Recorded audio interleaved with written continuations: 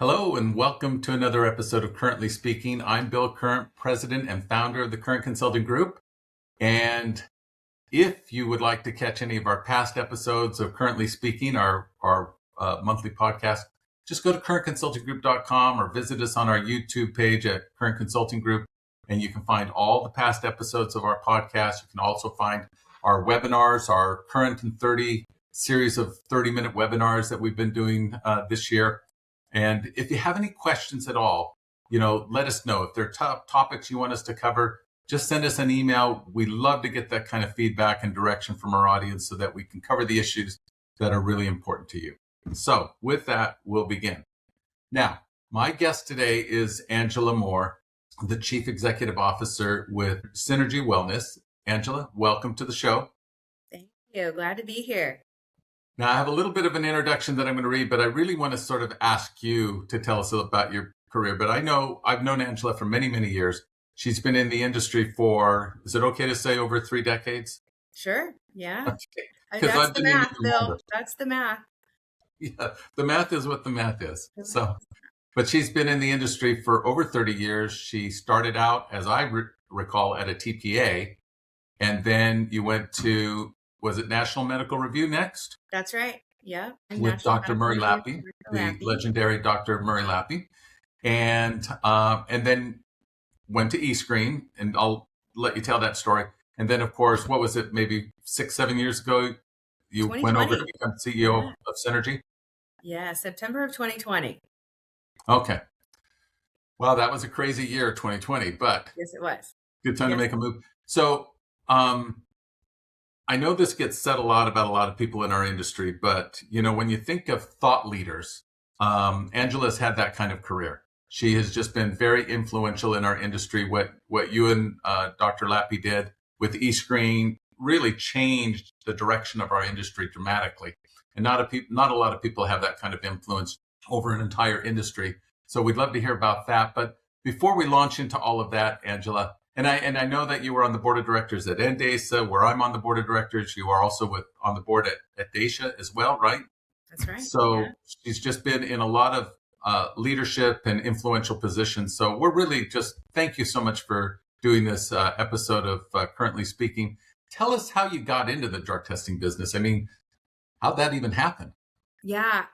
So I have to say, Bill, it's sort of an interesting tale. I grew up in a very small town in Nebraska, agricultural community. My dad was in the livestock hauling business, so the trucking.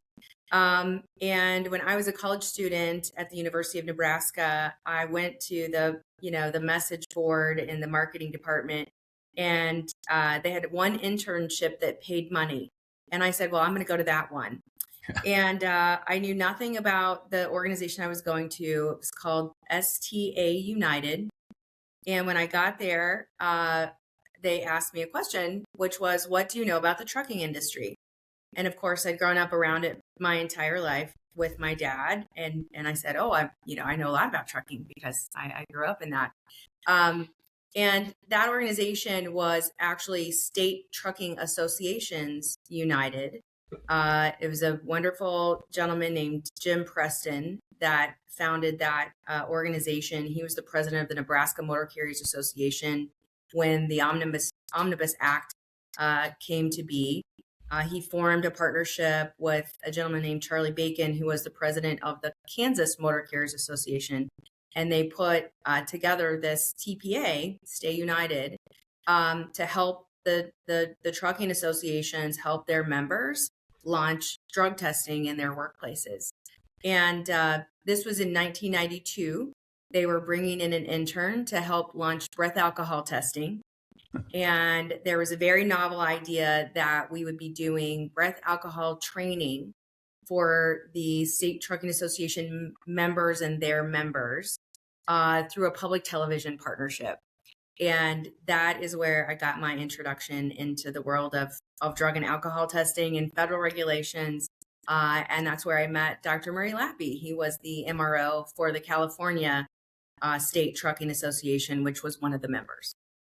Well, and I remember Stay United, but you talk about meeting Dr. Lappe, and I told you my story. I won't for our audience with that, but a legend really in our industry, no question about that. But tell our audience a little bit about your partnership, if you will, in making eScreen what it became. I mean, it's one of the top brands in our industry and has been for a long time. And you Over were really 25 years. there at the very beginning. Yeah, it was really so I moved from the State United business and went to work for Dr. Lappe at National Medical Review office in California, and that was his flagship physician practice and really where he got his start in drug testing as well. And out of that physician practice, Dr. Lappe had a really keen sense of our industry being an information industry, and that technology was just so key to being able to move the data around. And we worked at that time in the late 90s with a lot of retail organizations that were experiencing tremendous growth, and speed of hire was so important. And as the MRO at that time, we would see an applicant apply for a job at Office Depot and apply for a job at Sears and apply for a job at Target and apply for a job at Walmart. And we would see all four of those positive tests in our office at the same time. And, we came to realize that, at that time, applicants, whoever called first won.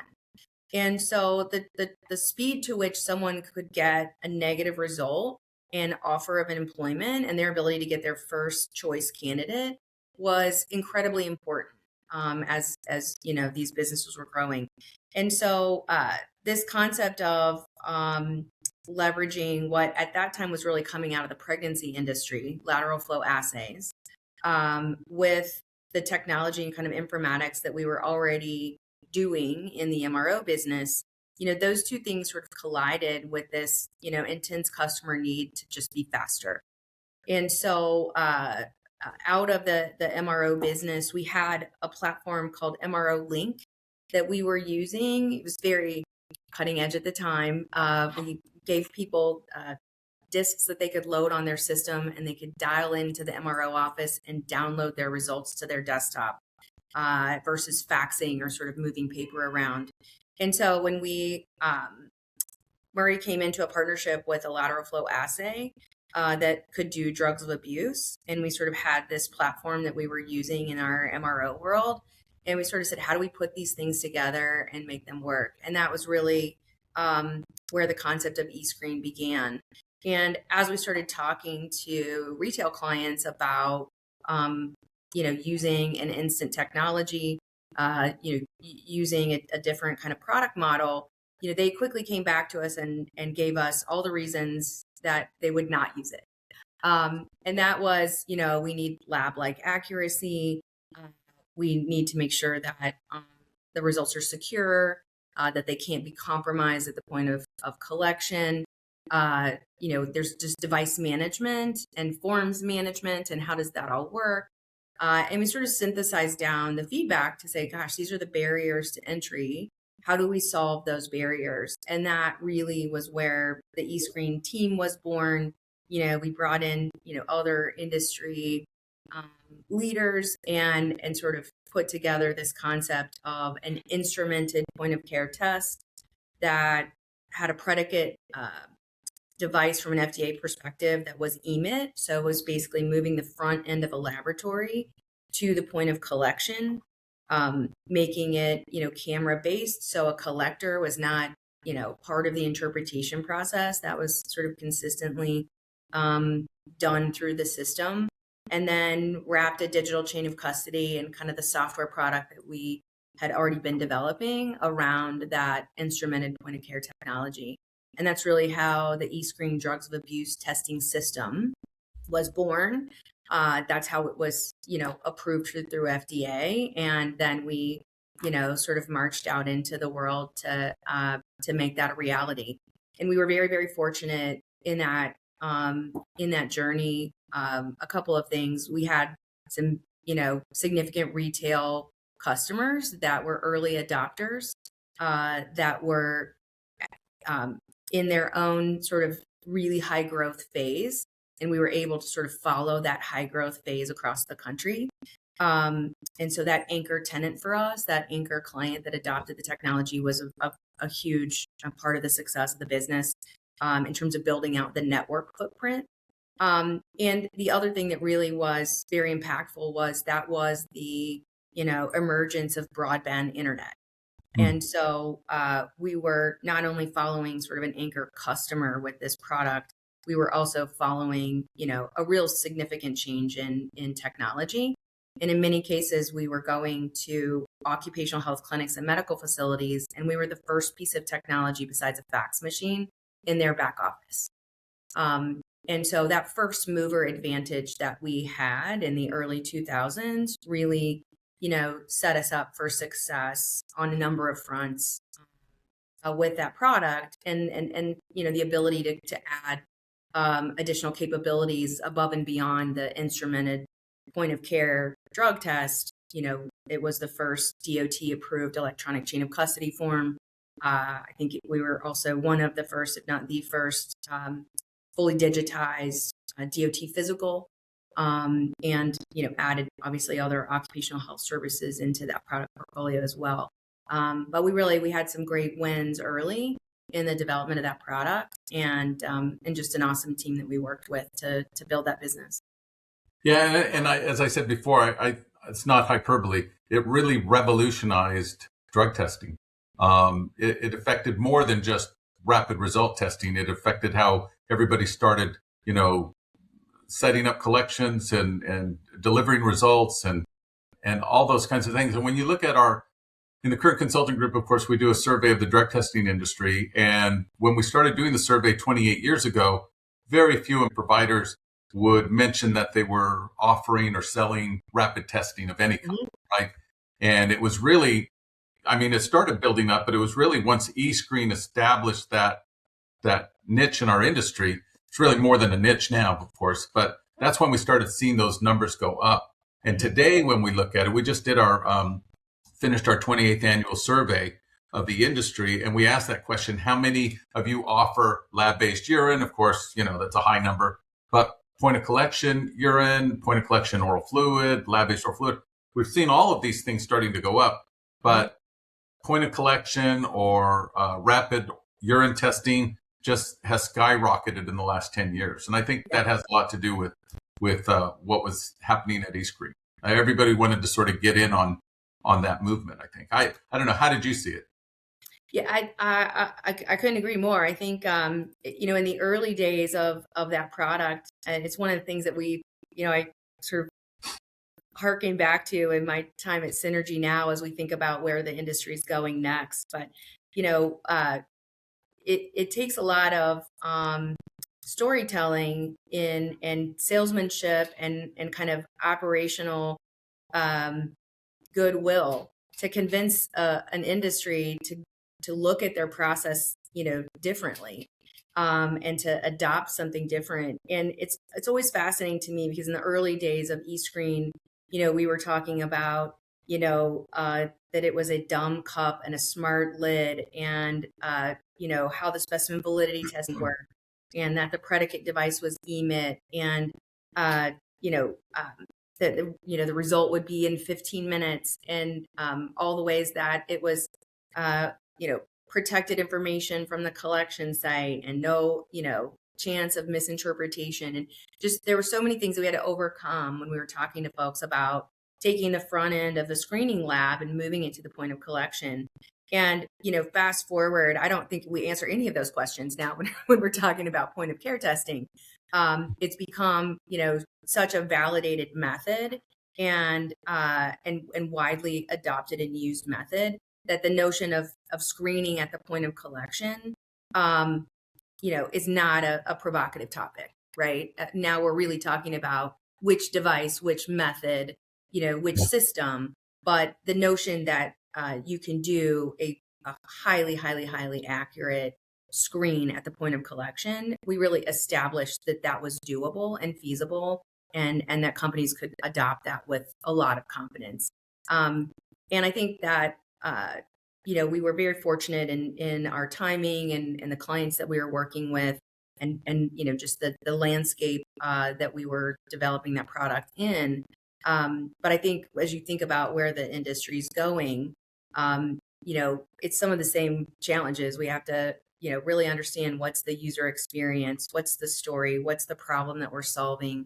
How do we answer all those objections? How do we make sure that, people can really feel like they have confidence in what's coming next? Well, and you mentioned during the eScreen early days, you would see these results, or maybe it was where were you when you said we would see positive result come from the That was Target in and our then from National Walmart? Medical Review days. Yeah, Yeah. that was sort of sitting in the MRO seat. And And it what's was interesting became one of about those that, problems we knew we had to solve. Yeah, yeah, and exactly the problem that had to be solved was, of course, you didn't want to necessarily hire somebody who was going to test positive, especially 4 times in one day, practically. But also the fact that, if it's an ideal candidate that you would like to hire, you have to keep in mind that their objective that day is to get a job.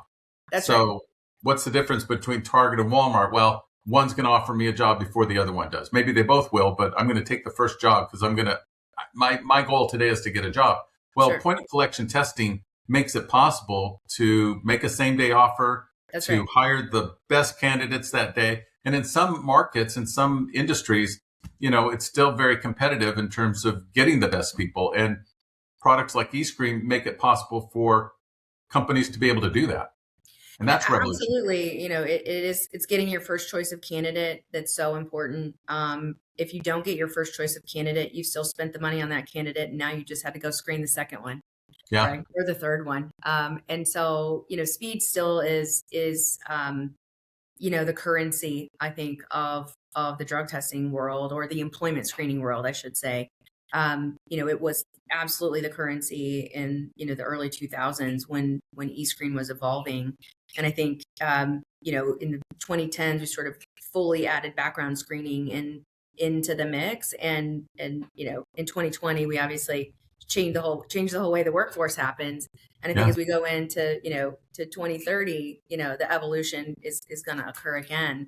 But speed will always, I think, be a key element to what we're doing in trying to find the right people and get them into the right jobs as quickly as we can. Yeah. Faster without sacrificing accuracy and, Mhm. and, the ability to do this within the framework of that company, what's feasible, what's practical for them. Mhm. Thank you so much, Angela, for joining Currently Speaking. Thank you, Bill. Thanks for all you do. We really appreciate it. My pleasure. All right. And if you're missing any past episodes, go to currentconsultinggroup.com. You can find everything there. We'd love to have you look at past episodes as well. But thank you, audience, for joining us. Until we meet again, have a great day.